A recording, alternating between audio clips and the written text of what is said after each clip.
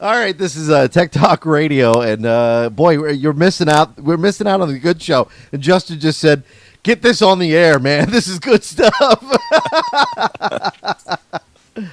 Oh boy, I'm Andy Taylor. I'm Slick.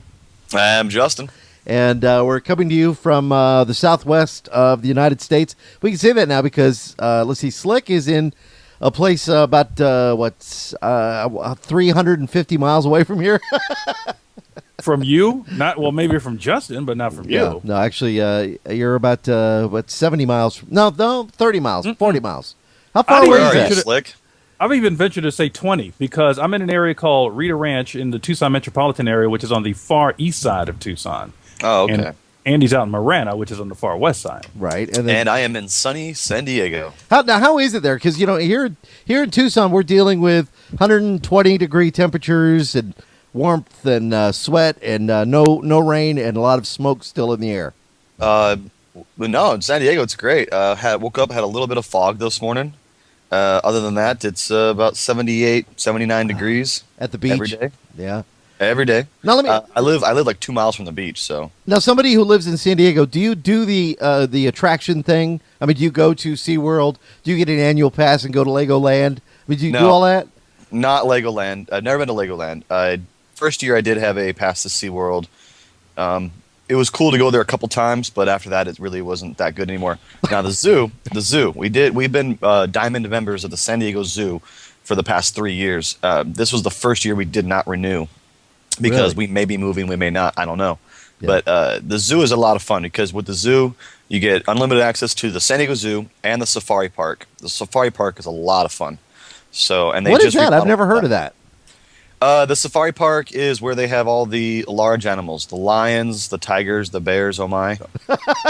He beat me to it. I was going to do that part. But no, they got all the big animals. They got the cheetahs. They got the elephants. It's a huge African safari out there. It's a lot of fun. And they have this thing where you can actually go camping with the zookeepers and spend the night on the savannah. So there's like these tents that are already set up, and it's got some outhouses and stuff like that. But you're surrounded by the lions and the cheetahs and the elephants. So all night long, you're just hearing them, do whatever they do, and it's a lot of fun. That actually doesn't sound too bad, really. I don't know, the camping part I don't like. Oh, the camping's fun though, but the whole thing. I mean, the camping itself, that's extra cost, but for the membership alone, for the Diamond membership, it's like $140 for the family. Well, so that goes to a conservancy for the animals too, right? Oh, absolutely. I mean, the whole thing is goes to the conservancy of the San Diego Zoo Wildlife Foundation. So, and I don't know if you have you guys ever been to the San Diego Zoo? I have. Mm-hmm. Yeah, I have. It's a great place. It's a lot of fun. It's huge. You're gonna spend the whole day there. If you go to the zoo. Yeah. We had a zoo in Washington, D.C., which is my hometown, and I've went to it. But I don't know. I guess I kind of grew out of zoos. I've been to the zoo here in Tucson. I don't know. The zoos? I don't know. No, the thing is the zoo in San Diego is world famous. Mm-hmm. So it's the world famous for what, though? It's because it's the largest, best zoo in the United States. I've been to the one in L.A. and I've been to the one in San Diego, and I think you're right. San Diego was a bit of a better zoo. Although the one in San Francisco offers some challenges, if you can avoid the tigers. It's kind of a... Is that the obstacle course? Yeah, that's the training course? Stay away from the tigers. They did have something funny yesterday. We actually had it on our Fox 5 morning news where we had one of our reporters at the safari park, and they were demonstrating how fast a cheetah can run. So they have this... They have a cheetah at the end of like a runway. Let's call it a runway. Oh yeah. And then they have this little toy, and they race it down the runway, and they let the cheetah go, and you get to stand there and watch this cheetah just run right by you, and you can see within like 3 strides the cheetah's already going 60 miles an hour. So they did that, but then the reporter ends up getting at the end of the runway, and she like standing there with her microphone talking, and so they. The cheetah gets to the end of the runway and it has nowhere to go, and it's looking for its treat, so it jumps, and we'll just stop it right there. Really? It jumped? Did it jump on her?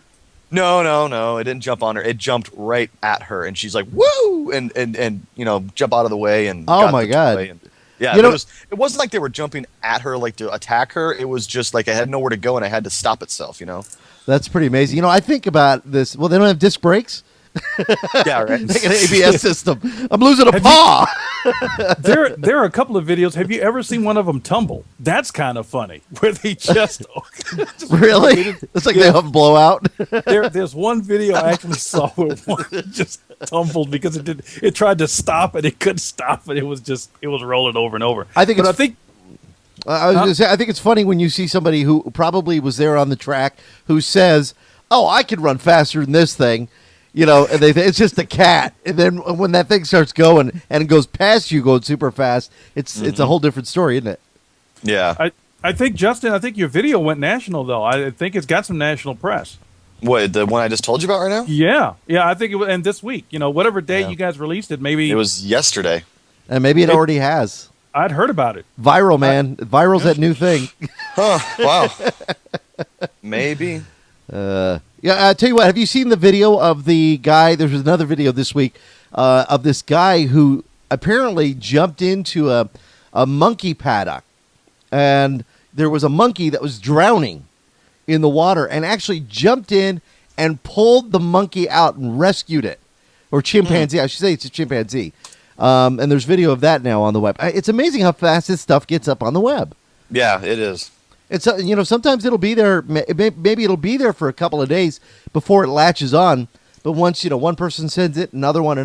Like the new one, there was one this past week of a girl who was graduating, and at the graduation, her brother showed up, and her brother was serving a tour of duty in Afghanistan, and showed up and surprised her. And it gives you the goosebumps when you're watching this. Well, one of the other videos that's hey, if you like this, you're going to like this, was the kids whose dad came home from a tour of duty and hid in a box, and the kids open up the box and there's dad, and the expression from this young girl, this and she's crying and everything, is just awesome. And it ended up on CNN yesterday. So it's funny because the news agencies get it after it's gone viral. It's very rare that they get it before it's gone viral. I can't watch those videos because I will tear up. Like when somebody's the parent was sent on tour of duty overseas and they come back and then they greet him and the kid doesn't know, and then the kid, just the look on the kid's face, I just start to. Well, yeah, when you get that first goosebump, and then you're like, okay, I better not watch this anymore because I know I'm going to tear up. Yeah, it's just, they touch me. They touch me right here. I watched a movie with my wife last night. I've actually seen it like 5 times, but she watched it for the first time and really enjoyed it. And you guys have probably heard about it, but it's called The Truman Show. Truman Show. I've never seen it. You've never seen The Truman Show? No. I've never seen it. I've heard about it. I've never seen it. Great movie, actually. Great movie. One of Jim Carrey's better movies. It's got, Ed Harris in it, too? Or was Good actor, yeah. Ed Harris, yeah. Yeah, it's got him in it, but... the premise of the movie is about a guy who his entire life has actually been made up. It's a TV show. From when he was a kid? Life. From when the moment he was born to possibly the day that he dies. The whole thing is a TV show. So the TV show's been going on for 30 years, 24 hours a day, 7 days a week, always being broadcast on Truman TV. Right. And so with the show's about him and his life, and then he starts to realize these things. He just starts becoming aware of these things like, this just doesn't seem right. Why are these certain things happening? Like a light from the set comes falling down and crashing down, but it's like a meteor because the set is huge. It's so big it can be seen from space, and it's supposed to be in someone's suburb, like half of L.A. enclosed in a dome, and then inside of that is like all water, and then in the center is an island. And so what they do in order to keep him on the island all the time, they had to make him very scared of water. Right. So he never wants to leave. And then little things here and there, like he goes to a travel agency and to book a flight, and on the wall is a big poster of an airplane getting struck by lightning and it says, "It could happen to you." But it's just little things to make him scared that he doesn't want to leave the island. But he finally, decides I've got to figure out what's out there, and I don't want to spoil the movie, but it's he becomes aware of these things and understands that there's something going on. He doesn't understand it's a TV show. He just understands there's something going on. And it's a really, really good movie. I never got a chance to really get into Jim Carrey movies. I like him. I liked him in Dumb and Dumber and Man on the Moon, great movies. But Gloria hates him. I don't know what it is. She it's like a woman maybe disliked the Stooges. She does not like Jim Carrey for some reason. I think he's a good actor, but it was like the faces he used to make, like when he did Pet Detective and all that she can't get into him as a serious actor. And well, you should have her try to watch this, because this is actually it's a little bit of comedy, but mostly it's a drama. Yeah. So he actually did a pretty decent job. I wonder if it's on Netflix. Huh? I wonder if it's on Netflix. I'll bet the reason. I bet the reason Glory doesn't like it is because it has something to do with his attitude. Because after he became successful in movies, he did start to get a little, heady. Yeah. He really did. But that was that wasn't his acting. That was personal. So maybe she picked up on that. To answer your question, Andy, it's not on Netflix. Don't even get me started on Netflix. Yeah. I'm so pissed off at them right now. But yes. Well, great. This is Tech Talk Radio. Go for it. Yeah, seriously. Okay. Well, how about I wait until the ad that just popped up on our site just disappears? Like I'm watching the stream so I can see when we're at. And the nice thing, and we're back. Well, the nice thing, and I want to make sure I hit this before, if you're watching our live stream, and we appreciate that, and if you're in the chat room, that's great because you can add to the conversation. We can even pick up on your conversations, but especially since we've moved to the new time, we're hoping that people will suddenly go, oh, wait a minute, they're on at 8. I can join in now. It's great with your morning breakfast, your cup of coffee, the whole bit. But if you want to go back at some point and watch the broadcast, you won't get the ads in the broadcast that we put up on the web. So that's kind of a nice thing about it. So you get their unexpurgated Tech Talk Radio. So going back to Netflix, then fine, I will mention it. But no, I was been looking for movies to watch on their instant streaming. I had the instant streaming only plan, looking for like Truman Show, for instance. Right. Could not find it, not available. But however, College Death Fest 7 was available for instant watching. I'm like, who the hell cares about College Death Fest 7? Yeah. Or, I'm sorry, Death Fraternity 7 or something. The 7th installment of a C movie that has absolutely no good actors in it, and you've got that for instant download, but yet you don't have The Truman Show. You don't have Apollo 13. You don't have many, many other movies that are actually good movies. And I think I mentioned this last week, but I'm pretty damn sure that Netflix gets paid a lot of money by these independent movie companies to play their movies. Well, I wonder if there's some kind of trade-off on that. I'm not sure if there is. I do know that they look for content. My problem is, and I have the same problem with you, Justin, and I'm at the point I'm ready to drop the service because it's what, $8 a month. I have found probably one movie a month that I watch that is really going to be like something I'm going to be into. Just one movie. The other day, I was out here getting my hair cut, and we do this out in the studio. Your hair, dude, because it's in the garage. And I thought, well, let's see if I can play some comedy while I'm getting my hair cut. So I go online to Netflix, and I'm looking for what's that? George Lopez. Okay. Everything is like, order the DVD series. Nothing. Not one. So then we watched this other comic show, badly produced. And the audio was bad. The comics were bad. And I just thought, this is something I just not into. Just real quick, though, if you're looking for a good comedy, John Caparulo. Oh, he's good. Check him out. I like him, He's actually on Netflix instant streaming, too. So, but yeah, right. It's ridiculous. Slick, do you have Netflix? No, but I had access to it, and I think my friend Jose has got a Netflix account. Do they have TV shows then? I mean, it's not all just movies and stuff, is it? TV shows, movies, comedy. So there's TV seasons. And that's the thing, too. TV seasons, you can watch more instantly. More of those are instant watch than movies. So, again, it's just going back. They're having a poor selection of movies. There's got to be a rhyme and a reason why. So I ended up upgrading my plan to the one DVD at a time with Blu-ray access, so that way I can get Blu-ray. But the only thing is, though, there's other services. I mean, now you don't have. I know you're in. Are you in Times Warner? There, Justin. We have Time Warner in this area. However, I'm a DirecTV customer. Now, do they have an online plan where you can go online and download? Because I know a lot of the cable companies are starting to do that now. I don't know about Time Warner. DirecTV doesn't, but I mean, you can still order movies through their site. I've actually got 3 different ways to order. I can use Netflix to watch them online. I can use DirecTV to watch them online, or I mean, through the receiver, and I can also use my PlayStation 3 because they've got a selection of movies. Right. Do you have the DVR, Justin, for DirecTV? Of course, absolutely. Oh well, then can't you then? Because I mean, I know you can order them online, as streaming. Order them from the satellite streaming. Video on demand, yeah. Yeah, you can do that. Okay. Yeah, well, you gotta have it connected up to the internet too. Yeah, I don't think you can order a show though on demand and DVR it, can you? Yes, you can. Oh, you can? Really? Yeah, you can order it on demand, DVR it. You can even do this with pay-per-views. Let's say the actual pay-per-view doesn't start until 7 p.m., but it's only 6, but you don't want to watch it, wait. Mm-hmm. You pick the pay-per-view you want to do, record it. Then when you're ready to actually view it, you click on, buy. But it's on your system already. So once you click on buy, that's when it charges you. Right. I've never had experience with satellite delivered cable television service, so I'm not sure how that works. It doesn't deliver it through the satellite. It actually delivers it through the internet. Oh, really? Oh, that's kind of neat. Well, video on demand will deliver it through the internet, so you have to have it connected to the internet. If you're watching just strictly pay-per-view or the movie rentals, whatever you got, that stuff will get delivered via satellite. It just unlocks your card to allow you to watch that channel, just like cable. Now, Slick, I don't know about you.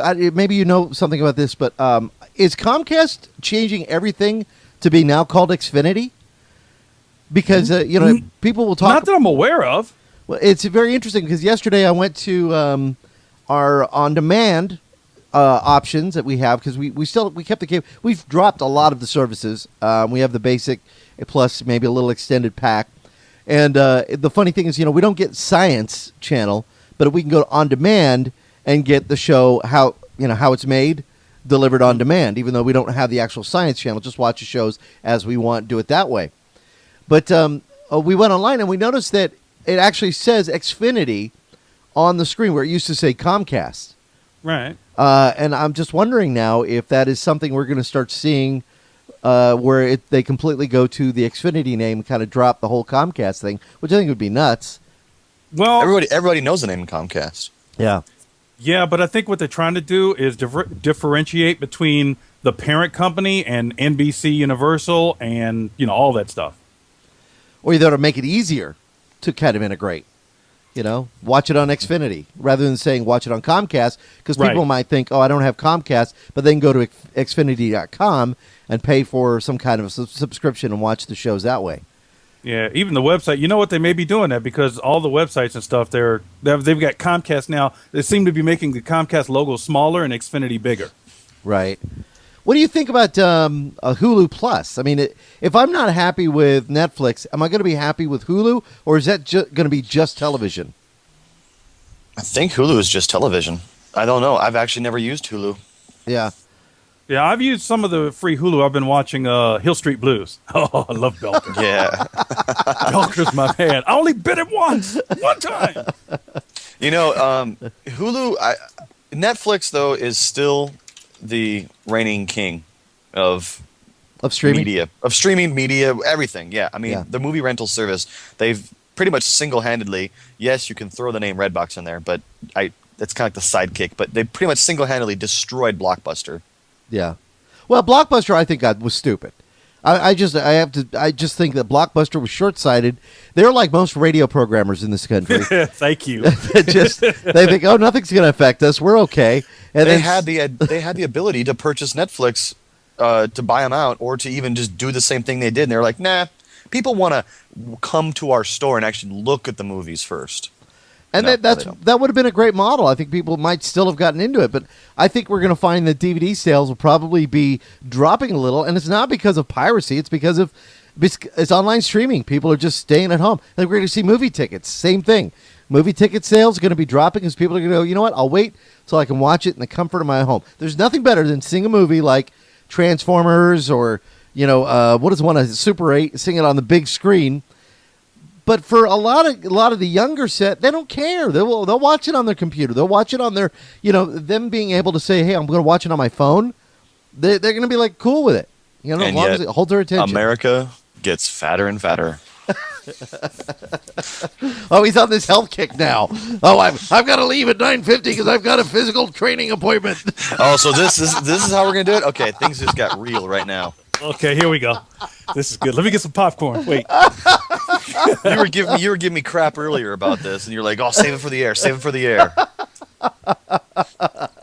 America's getting fatter. Popcorn is not making us fatter. It's not moving. It's making us fatter. Well, obviously, you're not moving to go to the movie theater or to the wherever to get your movie from Blockbuster. You're not moving. You're just sitting on a couch going. Somebody once told me, go to the movies is a social experience. And when's the last time you spoke to somebody when you came out of a movie theater? Yeah. Hey, watch it, buddy. That's pretty much. Hey, down front, shut up. Will you please turn your cell phone off again?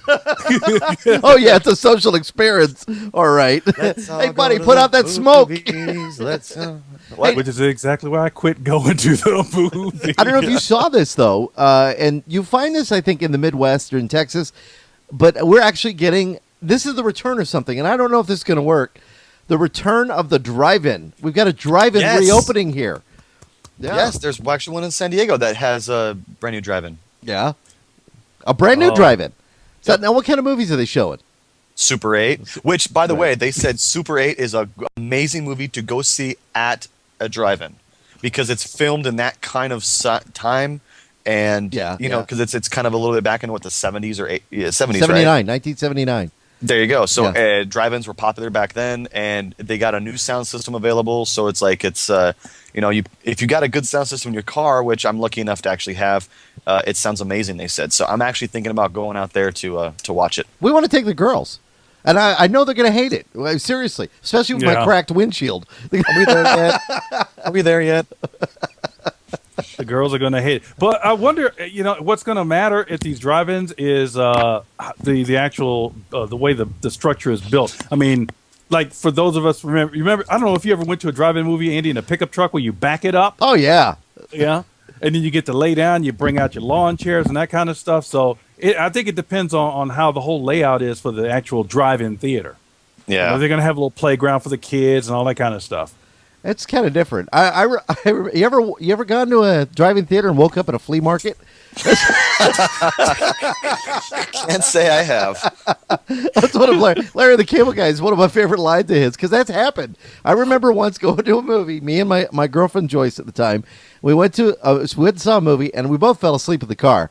And I woke up and it had to have been like maybe 3 a.m. with the sound of a leaf blower going underneath the car. Oh, that's good. Funny. Yeah, well, that's kind of cool. I was pretty excited about that. But again, you know, it all boils down to you look at a movie like Transformers, just came out. Anybody see it? No, I still haven't even seen number 2 yet. I bought it on Blu-ray. I still haven't even watched it. Well, it's funny because I heard some reviews that said it's the best 3D movie that's ever been made. James Cameron was actually an advisor on it, on their 3D process. You know, Michael Bay directed the movie, and I heard people saying it was really good. And then yesterday, our movie critic on the radio station absolutely said it was one of the worst movies he's ever seen. Said really? He said it was predictable. Well, I would think so. It's, robots. That's how much more predictable can you get? But said it was predictable and said that, it was over the top. But I think that's what people want now, over the top, don't they? Mm-hmm. I don't know. Now, I'm probably in the minority on this, so to speak. But what? He was making a minority joke there. Yeah. Thank you. There's I get it. I've seen Transformers 1 and 2. Maybe it's because I've known the Transformers too long. I can't get into these movies. I just can't. They're not the Transformers I remember.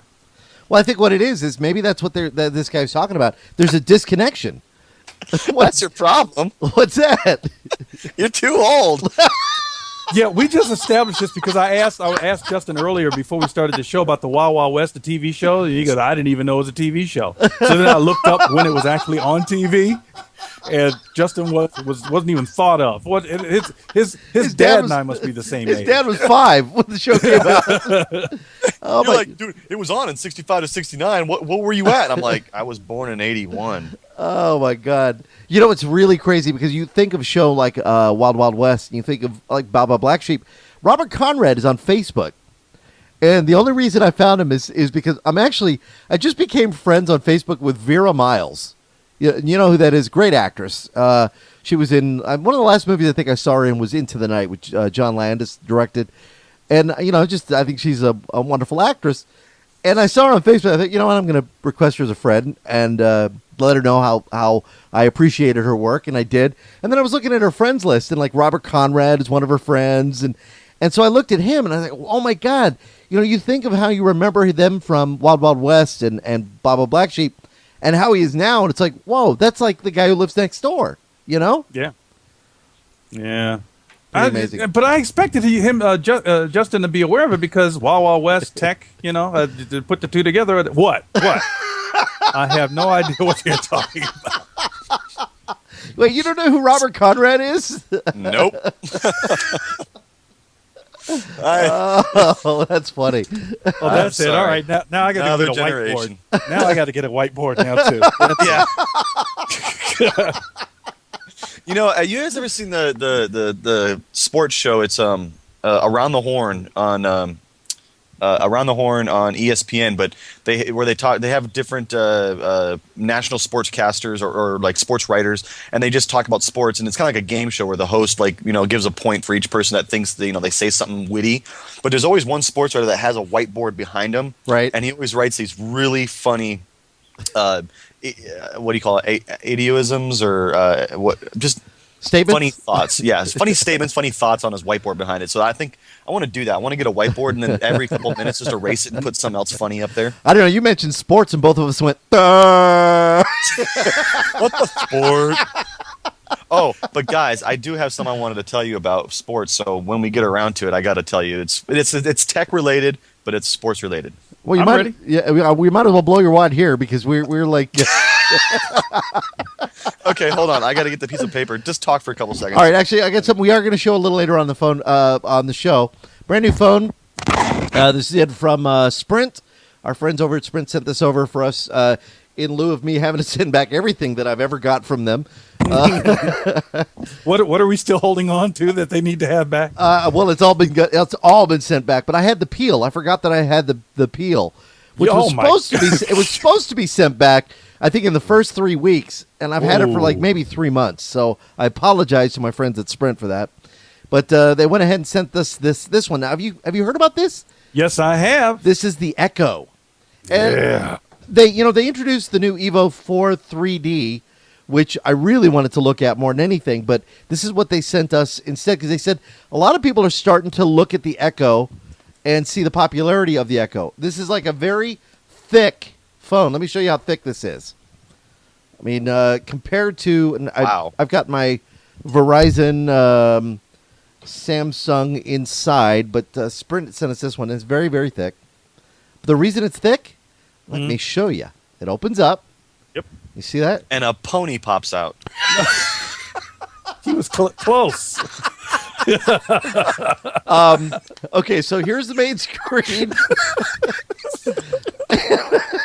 That was funny. I don't care who you are. That was funny right there. All right, so you got the two screens, and look at this. Oh, wow. That is See kind of that? cool. So you can, work on one screen and flip it, and then have this screen be able to tilt back, do whatever you need, or you can just have it as one whole big gigantic screen, which is kind of neat. Although it feels kind of funny. It looks like a 3DS in a way, Yeah, it's I haven't powered it up. Obviously, I just took it out of the box just now. Nice camera on the back. Here's the thing: if you forget to send back any phone, that's the one to forget. Do you think so? I don't know if I could get into this one. Oh, I really don't. I don't think I could. I don't know. It looks like it has. Is it made by Apple? No, this is made. Good. Well, dismissed. But I'll go through it. We'll test it out. See this? No. See if I can get Samsung. They make some good products. I'm sorry. I'm just an Apple iPhone guy. So sorry. Well, yeah, that's understandable. Although I like the Android, the one that I'm using, and then Gloria loved that I'm going to have to buy it because I do have a Sprint account, and as soon as I pay on it, I can go ahead and get service again. But she is a big fan of the Galaxy Epic which is the one that Sprint had sent us, and I let her kind of go through the motions with it. She loved it so much that I promised that as soon as I can buy a new phone, I'm going to get that one. So wait a minute, let me make sure I get this clear. Are you talking about going back to Sprint service and going back on the 755p? Yeah, I will, because I have a contract, so I have to at least pay my bill and get it going again. But I have a Verizon phone that a client of mine, I want to say almost partner of mine in business, has said, he wanted me to have. So he went ahead and gave me that. So I've been using that in the meantime. But I really want to get my service going. But I will end up buying, Gloria, I know, an Epic. Not the Echo. This is the Echo. Yeah, I'm going to have to. Some big news. We got some super huge news regarding Apple. Okay. Need a drum roll. Hold on. Is this regarding iOS 5? More. Really? Multiple reports have announced that the iPhone 5 and the iPad 3 are arriving in October. Really? I thought it was September. No, well, close enough. But there's one of the links to one of the reports. I put it in the chat room. Right. But they have been saying, a lot of places have been saying that Apple has been working with suppliers to begin preparing materials to go into the 2 new iOS devices. Production slated to start in September. So they talked about the iPad 3 a little bit. It's going to be even slimmer and even lighter than the iPad 2. It's also going to have the closest thing to the Retina display. Both of you know what the Retina display means? Yeah, that's the screen. Isn't that a security system you're talking about? Where it scans your eyeballs and stuff? No, that's not it. That's what I thought it was, actually. But no, just in case anybody doesn't know. It's the actual LCD, right? Yeah, it's just the LCD. It's just a very high-resolution LCD. The iPhone 4's Retina display sits at 326 pixels per inch, whereas the new iPad 3 would probably be about 250 pixels per inch. Currently, the iPad is like 180 or 190 pixels per inch or something. So it's going to be a big improvement on that. Okay, but let's back that up for a minute. Is that million pixels? No. Wait. No. Okay. No? Can you put it into plain English for people like who are it's gonna look prettier. Well, I mean, people that are familiar with 3 megapixels, 5 megapixels, that kind of thing. It's not going to be mega. That's the problem. It's not going to be mega. This is a full displays pixel. are so small that you really are only going to get, 250, 300 pixels per inch. So each of those little dots is a pixel. So it's not going to be that many. It's not going to be mega. It's just going to be pixels. For our listeners in the Midwest, screen's going to be looking good. Going to be looking good and sexy like right there. I don't know. Because now I'm going to have to do some research and look it up and read up all the specs to understand what he just said. No, wait. What is seriously? What does that just translates to? Better picture, less power consumption. Less power consumption. It's going to be lighter. It's going to be brighter. It's going to be pictures are going to look better on it. Video's going to look better on it. Basically, that's as simple as you can get. Yeah. And I mean the iPad 2 was good. I kind of wanted one, but heck, if the iPad 3 is going to come out here in a few more months, if that's the case, well, hell, I'll just wait till the iPad 3 comes out. And then the iPhone 5, again, we haven't seen a lot of information about the iPhone 5. I did find one site that they had an artist create a rendition of what the iPhone 5 should look like. And basically what they did is the iPhone 5 is going to be just a little bit bigger, screen landscape-wise is going to be a little bit bigger than the currently iPhone 4, and it's going to be a little bit more square. So it's because this is pretty much, it's very thin, so it's going to be a little bit wider, as you can see. And then the whole thing is going to be encased in glass. What? So that's what they think. They think that the whole thing will be encased in glass now. I don't know why, but the design feature looked pretty sexy to me. But that's just an artist rendition of what it might look like. The initial reports in the very, very beginning were talking about that the iPhone 5 was going to be kind of like your Samsung there, where it's going to have a flip-out screen so you could actually type on your keyboard. But I don't think that's going to be coming out. I think it's going to be sticking to the same thing, a little bit wider screen to give you better movies, more real estate to see the movies and stuff like that. But other than that, it's going to be pretty much the same. I got a hunch for the glass around it. It probably has to do with antenna gate. Oh yeah. You know what? Yeah. You got a very good point. I never even thought about that. Yeah, because the problems that they had with the other one, they had to fix, obviously. And Steve Jobs, we'll just don't hold it like that. I would like. I have an iPod Touch. I like it. It hurts when I poke myself. Well, don't poke yourself. I have an iPod Touch. I like it. I wouldn't mind an iPad. It looks kind of cool, and I think I might get into it. I don't know about the iPhone though. I love my iPad. Yeah. Do you use it? I mean, do you use it for games, or do you actually use it for productivity? Everything. I take it to school. I go to University of Phoenix. I take it to school. I have all of my student books on there because the thing about University of Phoenix is everything is done online. The class is like physical, but the books and all the discussions all online. I have a PDF reader program on there that the only one on the market that will allow you to unlock PDF files, because all the PDF files the University of Phoenix have are password protected. So this program will allow you to unlock it, right? View the PDFs. Let's see what else I use. I use it for Angry Birds, obviously, but I also use it for Quick Office. Right. Creating documents, taking notes. I use it for GPS, being able to view maps, Google Earth.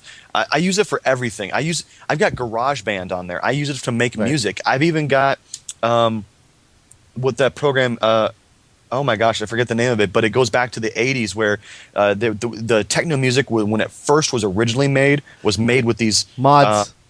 Yeah, and then you just turn dials and make it, different beats appear. They have a software program for that, and I'll go get my iPad and I'll show you that. It's amazing. Right. So you got an iPhone and an iPad. You got any other Apple products, or just those two? Just those two. Okay. Wait, so, it's coming. It's coming. I'm waiting. What? Do you have one you're not using? Yeah, well. No, I have to wait till October. You said October, right? Yeah. That's I what have to they wait till October for that. Yeah, but No, I just wondered if he had the same experience, because remember, I like to report on the experiences of users like me who try to use Apple products with Windows, because there's always something missing. Because when you use Apple product, when you use an iPhone or an iPad or iPod Touch with an Apple computer, you get a whole different experience. Everything works. I mean, everything works. But when you use it with Windows, some things don't happen. I don't know about you, but I never had a problem with it.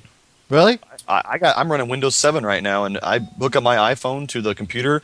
iTunes pops up, syncs, disconnect, off to the races. What about notes and all that kind of stuff? Because that was the problem. Notes. Andy, huh? Notes get synced up to, whatever I have in there. The calendars get synced up to Google Calendars. See, that's Google Calendar. I was talking about an actual application. But then again, to explain this a little further, I'm an old Palm guy, so I'm used to getting a Palm device with the Palm desktop and having it work. Huh? Palm. Oh, Palm. He's too young to remember Palm. Palm. like this old thing. Here, let me. Oh yeah. Man. Hey, is it a TX wireless? Dust it off there. Hey, man, that's my brother in TX. Yeah, we all have TXs. TX. Where's mine? Oh, mine. Yeah. Yeah, sorry. Yeah, we got to get more. The old TX right there. Yeah. Do you still use it? No, I don't think it's ever been powered. It hasn't been powered on in years. It's amazing So when don't you throw it away. Yeah, don't let the wife power it on, because you might see some of those old messages to your girlfriends. Uh-oh. Let me get my iPad real quick. Keep talking. All right. All right. Very good. So what are you doing with your TX now, Andy? It's actually in my laptop bag, and I had powered it up, and that's why I mentioned that. I had powered it up, and I was like going through it, and I found old messages in there from an old girlfriend, and I had found old phone numbers and photos, and I was like, okay, deleting that, deleting that, deleting that. Because I'm all palmed out here. I mean, I still want, like I was about to tell Justin before he ran away. He ran away before I could get him the spiel, but I will when he gets back. Yeah. Okay. Yeah, don't throw away the TX. If you don't want it, I do. But no, I like here's the deal with the TX that bothered me. I can't run the TX in my house, because one of the nice things about the TX was that it had wireless. Oh, yeah. All right. But because I'm using WPA2, it won't allow me to connect to a WPA2 network. Yeah, I'm having the same problems. Yeah, yep. And then the other issue was you really can't get any apps for it. Yeah, they have a Facebook app, but really you're screwed. If you want to look for other things that you could add to it, I couldn't find anything. I don't. I've got to the point where I'm deleting anything that really isn't. I'm just going to keep the basic stuff on there, and I'm good. So I've got the TX, I got the Life Drive, And I was telling Andy before you came on, Andy and I, we got Sprint phones from we got Palm phones from Sprint, right? Right. Was that the deal? Okay. Right. So Andy's got the Actually, the no. This phone came from Palm itself, because they gave us a couple of phones they wanted us to have, and we had to just get our own service. And so they had sent the Centro and a 755, which of course is the one that I kept, and and Slick used the. Son of a- I gave him the Centro. Right. So he gave me the Sprint Palm Centro, which I've now got activated just recently, and so we're all, like I said, I'm all palmed out here. Palm for life. So you like that, Boy. but now you can get apps for the Centro. I can't get apps for the 755. Well, don't believe all that, because I went on I have to go back on their website and I took a look. I mean, there's some stuff there, but not a lot, you know. Yeah. So I might be able to do one or two things, but that's about it. You had sent me something about the Palm just the other day, about Palm's some new device that they have, the HP Palm. Yeah, what was it? It was the a new phone? Pre? Oh, that's right. The Palm Pre 3 is coming. Yeah. If it's not already here. I was not impressed with the Pre. The original Well, Pre, hated it. this one's supposed to have a bigger screen, though. Well, wasn't that the whole thing? Is it curved? All right, now Justin, I know went and got his. Let's see this iPad 2, and he went and got it. He wanted to show us No, this this is program. iPad 1. iPad 1, okay. Yeah, Now, why didn't you so- get the 2? Was it just that you had an investment already in the iPad 1? Yeah, basically it came out a couple weeks after I got mine. But this is that program I was telling you about called Rebirth. Look at that! Wow. This was how Techno, if you guys remember how Techno was originally made back in the day, but it comprised. Yeah, so this is a software replication of all this. So if I press play, All right. can you hear that? Yeah. Kind of. Let Oh, me there you turn it go. up a little bit. Yeah, turn up a bit. You can't really hear it here. Here we go. Turn up the master a little bit. All right. But anyway, you can make changes to it. I don't know if you can see that because I'm looking at an ad here. Oh, here we go. So yeah, you can make changes to it. But yeah, this is one of the That's apps. kind of cool. Yeah. So then I also have GarageBand. Where's it at here? GarageBand. This is the official Apple GarageBand. All right. Mhm. You can make, piano. Let's say if we want to play piano. Yeah. Let's see. I'm going to hear that. It's going to load up here. All right. Now you can do it. So there's different. Yeah. So if you had like the piano interface in there, it would play the sound of piano, like grand pianos. Yeah, exactly. Do you think this has affected like Casio and some of these other companies that put out lower cost, $76, $75 organs? No, I don't think so because people still want to be able to play the real. I'm just wondering, going around can and you I'm put the like, sound of an organ on there so we can say Justin's playing with his organ on Ustream? See, I was holding back from that one. Yeah. I held that back. I want to actually show you an actual song here, but I need to look All right. at it to be able to tell you what I'm doing here. Okay. Curtain call demo. Here we go. Here's a demo song. All right. And hopefully- let's go back to the shot here. Hopefully we can actually see this. So once it plays. Okay.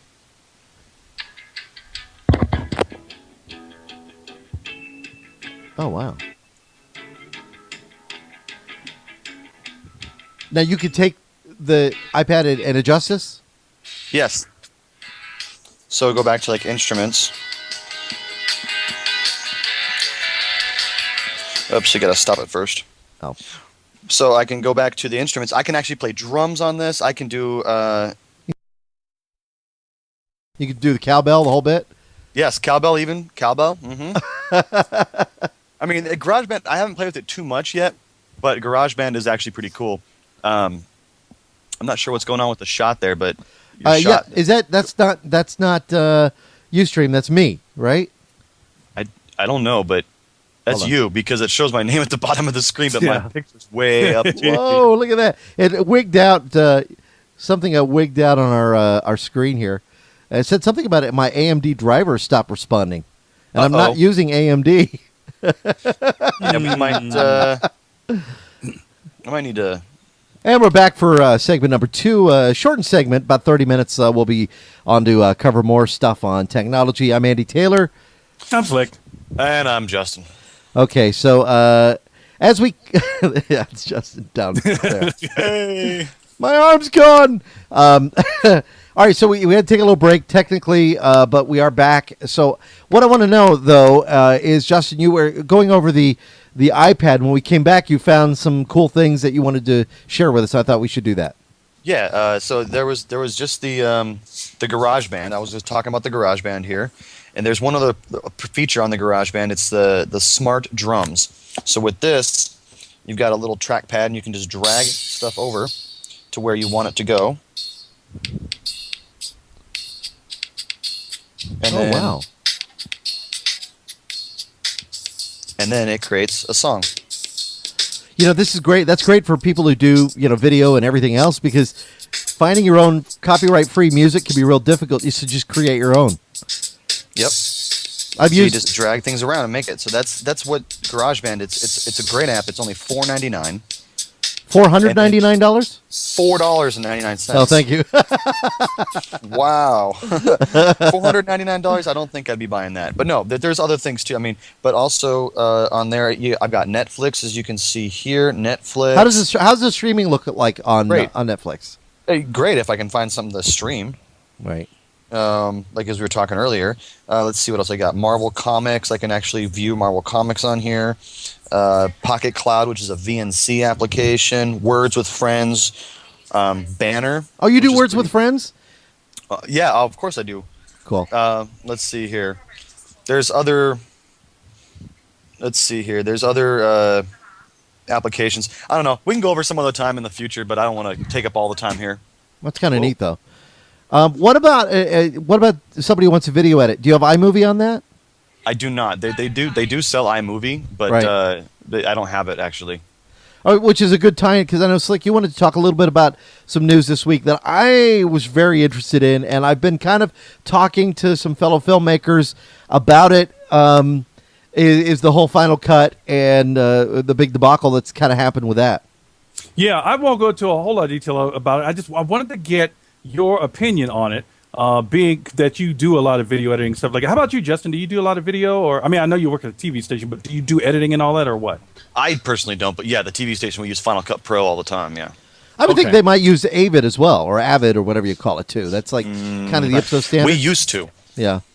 So Apple released Final Cut Pro 10, and a lot of people, have been calling it Final Cut Pro X just to be mean about it, which is okay. I'm all right with it. If you want to do a search, everybody go search for Conan O'Brien's video editors, and because they did a great video about what they did. It was kind of mean. They made mistakes on purpose, saying that Final Cut Pro, the new version of Final Cut Pro, does this, and it's a mistake. But it was supposed to be funny, right? Which I thought it was. But Apple's been dealing with a lot of backlash this week, I guess, from people, and I'm going to have Andy clarify this for me, from a lot of people, mostly from the professional community, from what I understand, that are using the latest version of Final Cut Pro 10, saying, well, it doesn't do this anymore, and it does this now this way, and I'm unhappy. Now, what caught my interest in this was not that people were complaining about it, was that Adobe is now offering 50% off of Premiere Pro, and to try to get the Final Cut Pro users as well as the Avid users. If you go to my Twitter account, go twitter.com/slick. Somewhere in the feed, I posted it. I posted it, within the past 24 hours. It's 19 hours old. So if you click on that link, it'll take you to an article in the Los Angeles Times that'll get you the links to various resources on how you can get that 50% off. And now we throw it to Andy.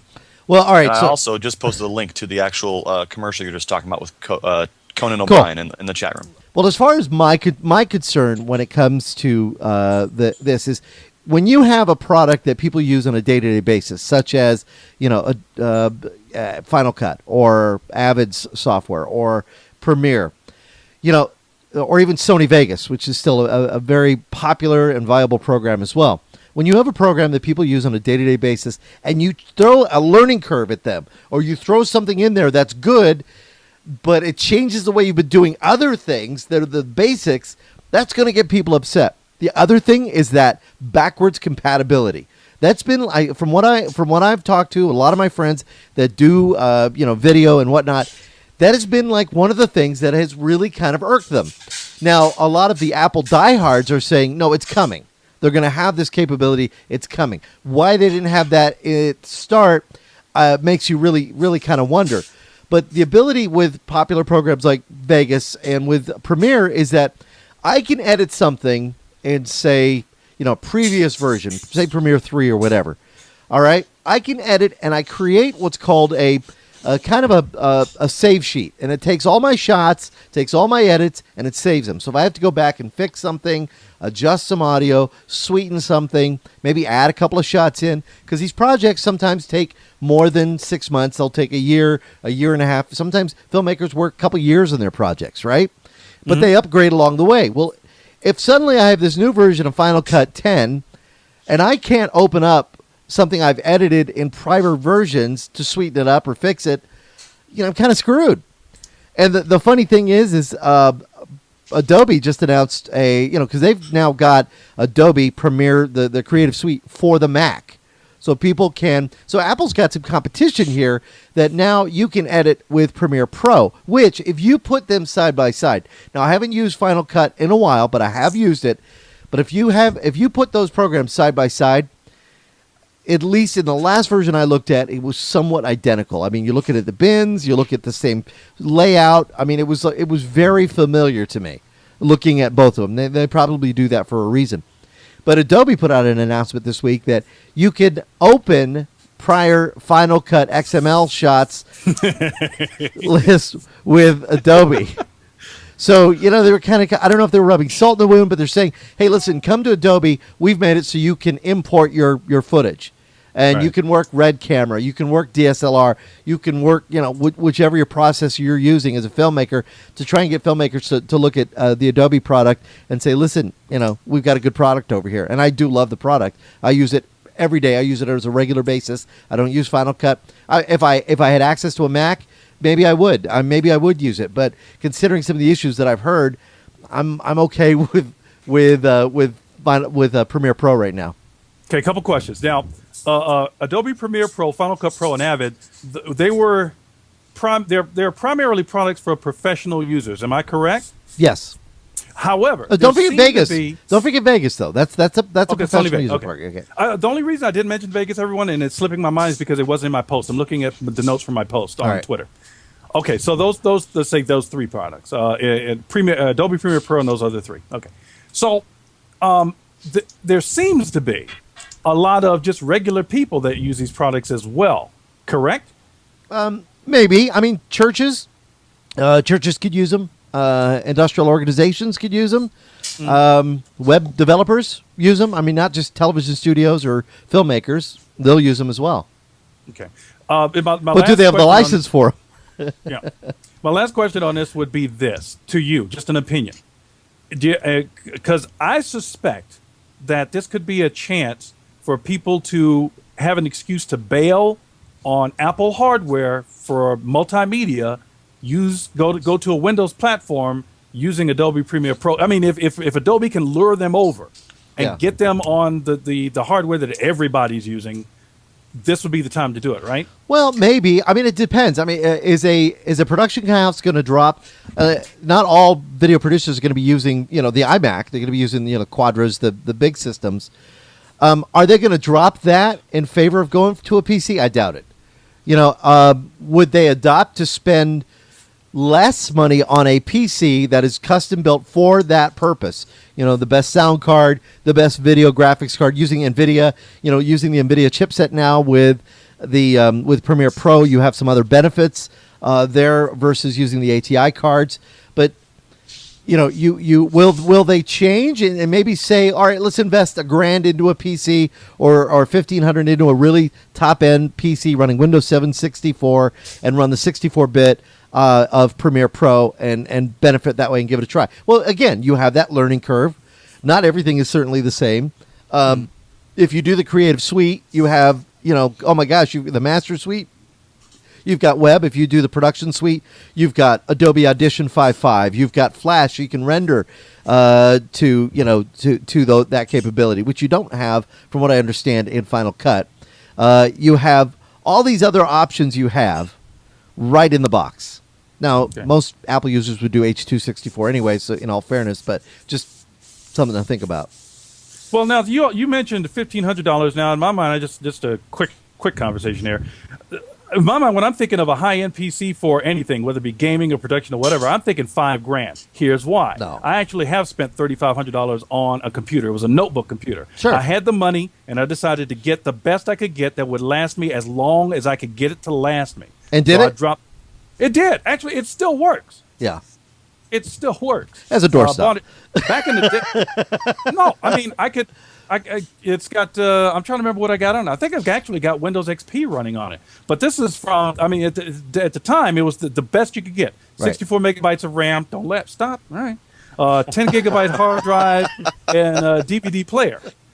And it was a compact. It was special orders from Compaq. Right. Oh, ouch. No, see, I would honestly, and I'm sorry, Dell, HP, Compaq, Gateway, I'm sorry, even Alienware, I would never, for doing mission critical stuff, buy a rack system or a system like that. I would build it myself. Now, maybe it's just the techie in me. I don't know. But I would go out, I would find the best board. You know, maybe I'd be looking at an Asus Striker or the new Asus board that runs the 1155 Sandy Bridge chipset. You know, I'd get the top of the line Sandy Bridge, you know, processor. I'd go with an NVIDIA graphics card that had at least, 2 gigabytes of memory on it.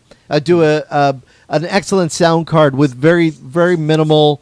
I wouldn't do anything on board, anything on the motherboard other than, memory, and I'd be running as much memory as I could. And I would do massive storage on it. And I would run, if I could, I'd run my boot sector with a 10,000 RPM drive from Western Digital, Velociraptor, if I didn't do, a SCSI alternative. Oh, yeah. So I mean, and then storage, that's, obviously that's got to be tied to it as well. And then a Blu-ray burner. So, I mean, you're honestly... Board is about $300. Processor would be, say you got the best processor, maybe $1,000. So $1,300. Memory, you can, say if you max it to 12 gigabytes, memory's inexpensive. You could buy building your own for about $2,500, maybe $2,000. And have top of the line. Top of the line.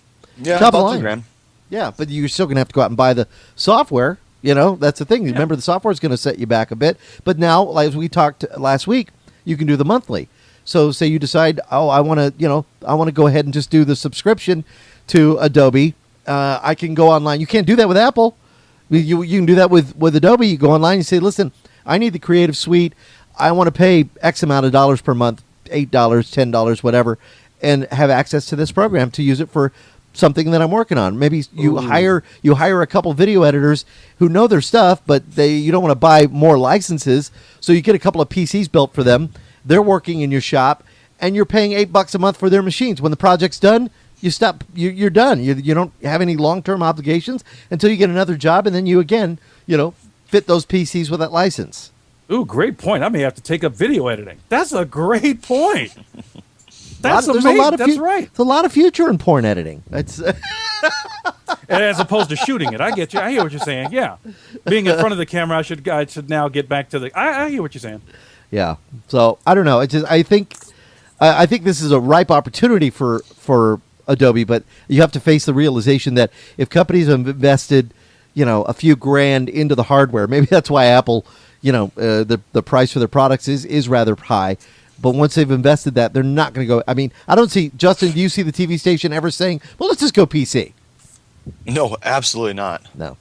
It's not going to happen. No way. They've got too big an investment in the hardware. They hopefully Apple will come out with a way that the programs will work, which kind of leads me into this discussion I wanted to have real quick. And this is something I just found in Windows 7 Ultimate. Windows 7 Professional also offers this. Have you ever had a program that you wanted to use? Now, my situation is I'm going back and I'm doing paperwork and I'm amending some tax returns, and I want to run, say old versions of TurboTax that I have, or I want to run the Visioneer Paperport program because I have receipts that I want to have. But the problem is, can't do it with Windows 7 64 unless I go out and I rebuy the program. Well, I don't want to have to go through that. Well, I found an excellent way that a lot of people who are running Windows 7 Ultimate or Windows 7 Professional can get those old programs to work. And if you've been running Windows XP thinking, well, geez, I won't be able to run my programs under Windows 7, you're wrong.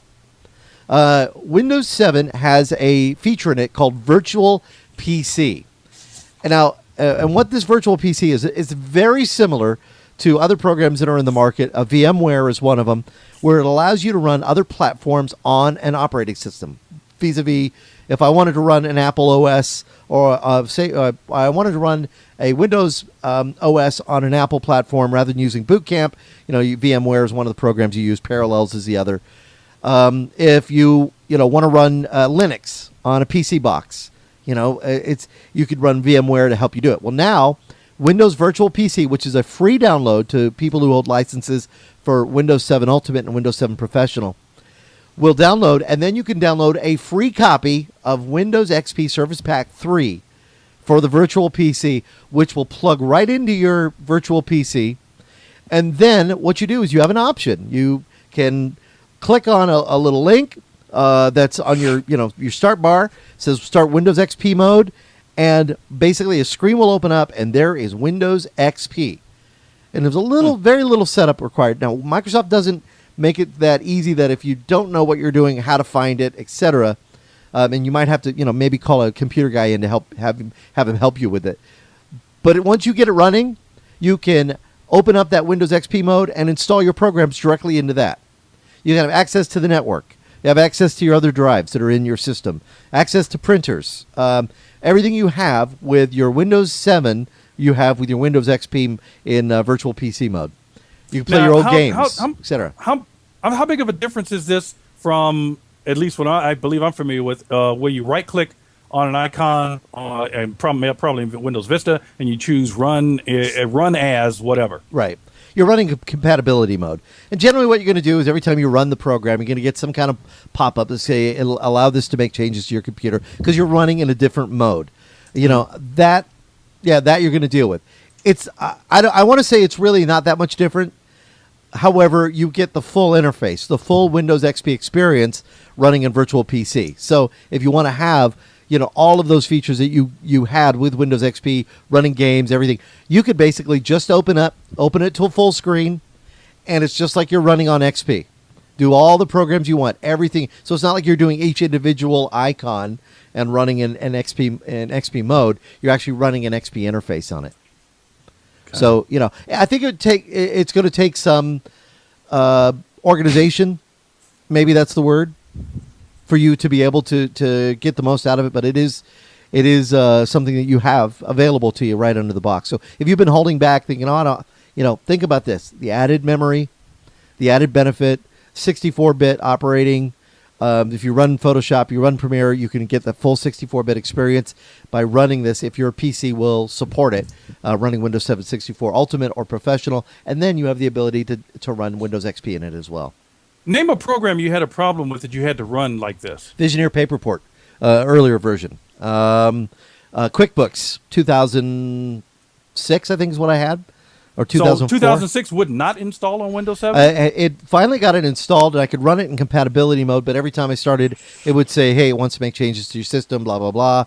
The old versions of TurboTax, and then some games. I've got some games that won't run under Windows 7, so I can run them now in this XP box and have some fun while I'm at it. It's not too bad. Punkbuster had some problems with Windows 7 64 under the old EA join up. I fired up join ops again. I don't know why. The graphics on it suck, but it's like so much fun to play and fly the helicopters. Well, speaking of games, I know, Justin, you wanted of games, yeah, you wanted to talk a couple about some games. Yeah. So just recently, Steam, the makers of Half-Life and all the Valve is the company's name. They made Steam, they made Team Fortress, Counter-Strike. They have just released that Team Fortress 2, a very, very popular game, is now able to be played by everybody for free. You can actually go to steam.com, download Team Fortress 2, play it completely for free. If you choose to purchase something from their store, then you become a premium member and you get a couple extra things, stuff like that. I went and I purchased a little hat, just a 99-cent hat. But what I was very surprised at seeing in their store is they actually have hats that you can wear on your character that are actually $15. I even saw a pack of weapons for $99.99. Literally, real money. $99. So so much for the world of microtransactions. They are really going crazy with this. They're charging a lot of money. People are actually paying it though, but it is for free. You can play the game, the full game, for free. You just go to steam.com, download it, install Team Fortress 2. It's a blast. I've been playing it for the past couple days. I played it a long time ago and then I forgot about it, but coming back to it, it is a lot of fun. Got it. Did you get it? Were you able to download it? I finally got it. The short story is I had to get another hard drive. A friend of mine gave me a hard drive, and I had to do the clone thing. And now I got space, so that was the first thing I put on there. I can even do the theme. Oh, no, see, I've got that too. So I see a big frag fest coming on here. Oh, yeah. You're definitely going to have to get in. And hey, maybe what we should do, Andy, is actually host a Tech Talk Radio Team Fortress 2 server. I'm into. How do we do that? Do I just create a server?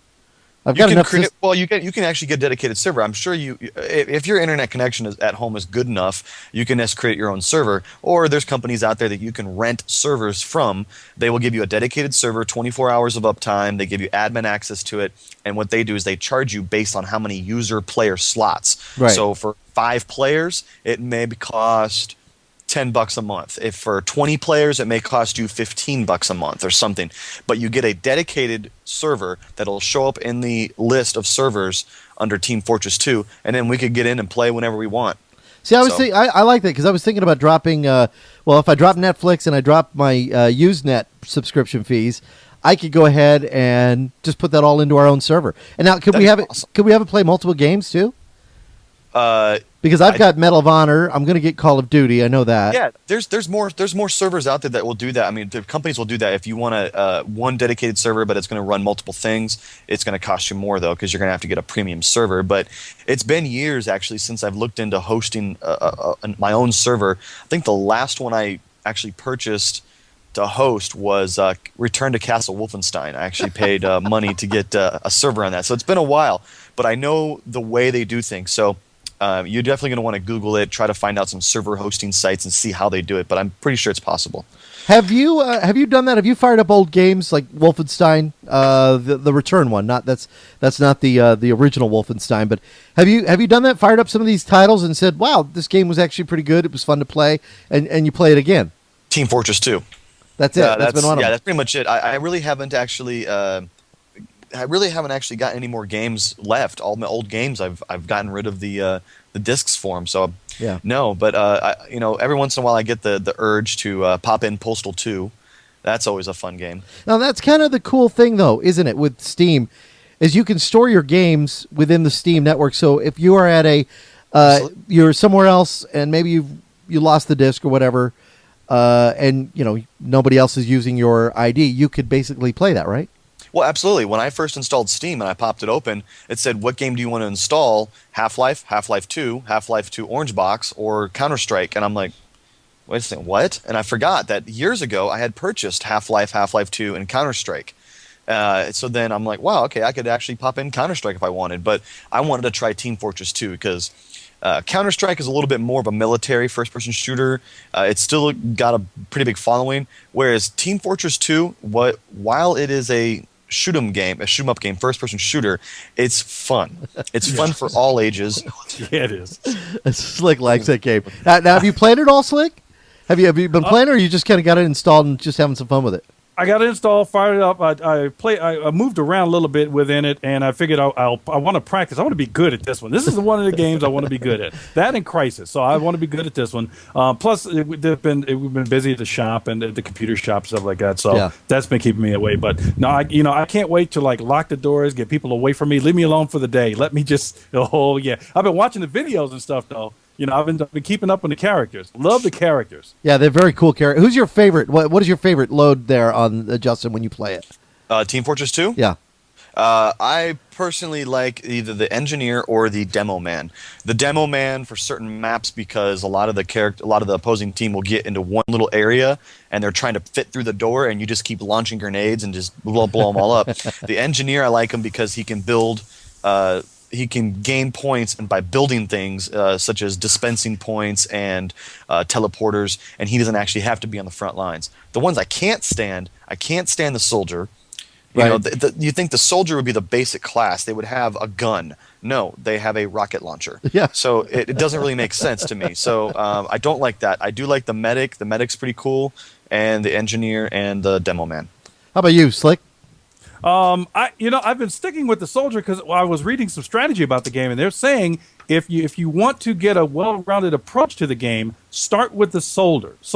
The soldier will give you an idea of limitations and on both sides. You know how good you can, all the great stuff you can do, and all the little stuff that you can't do. That kind of stuff. Yeah. Then they said, all right, and start with the soldier, and then branch out to other characters from there. If it's not the soldier, the doctor is starting to get to me because he stands behind. He can stand behind everybody else and heal them and move along.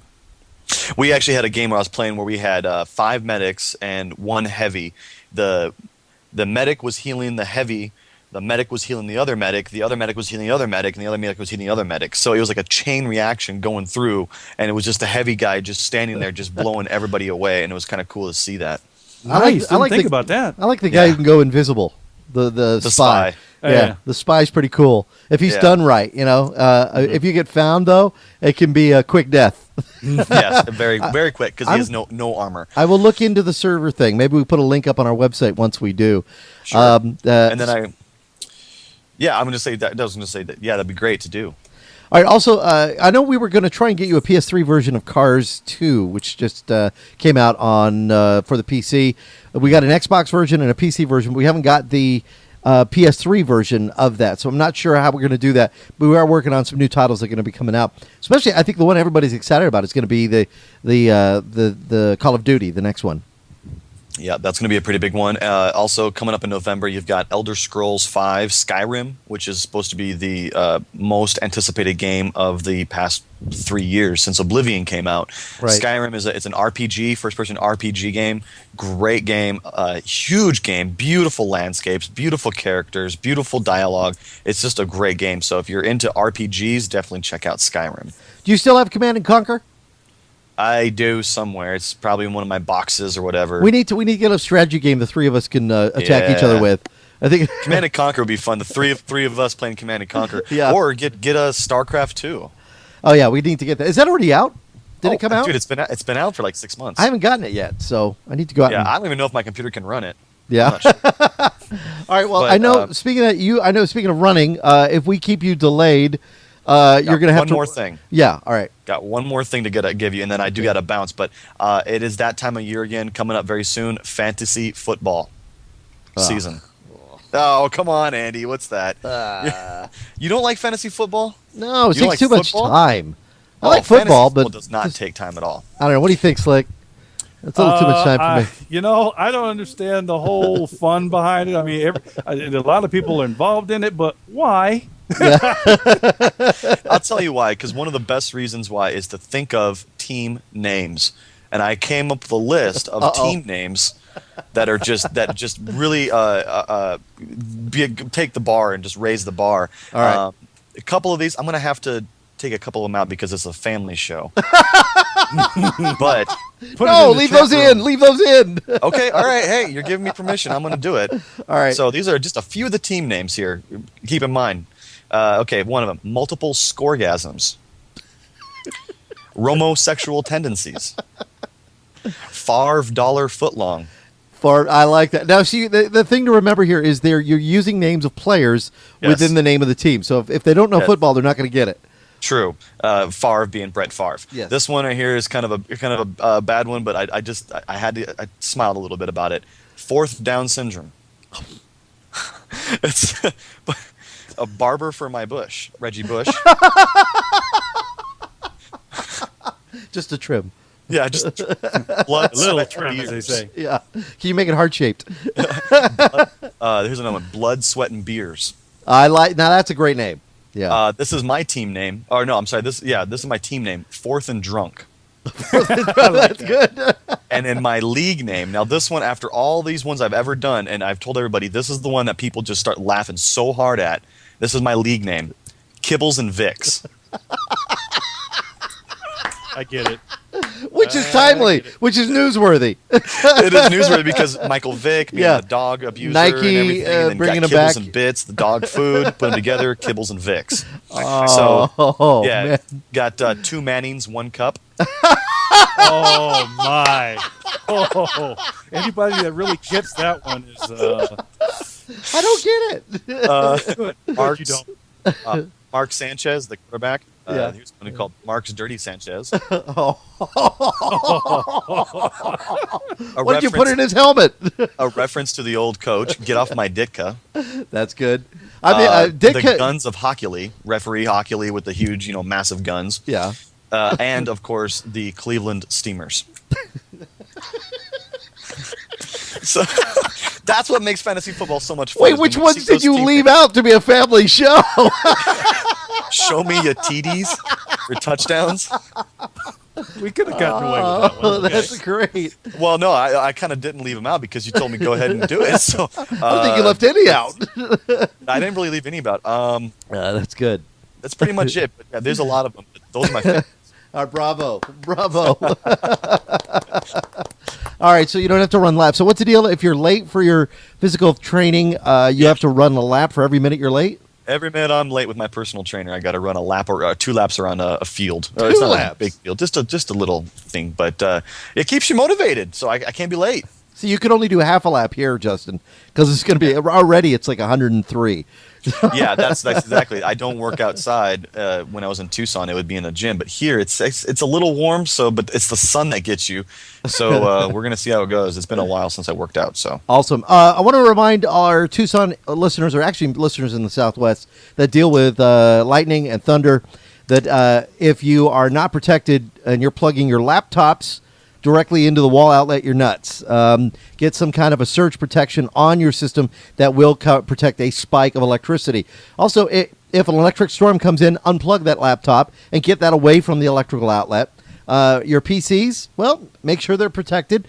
And again, if an electrical storm comes in, you may want to eliminate those connections because it can be anything from a cable line. If you don't have protection on your Cat 5, you don't have protection on your other devices that are plugged in, those can take a surge and still blow out a sound card, motherboard, all of those items. So make sure you're protected. I don't know if you have to deal with that. Well, I'm sure obviously everywhere you are, you have to worry about that. But here where we have summer storms, that can be really bad.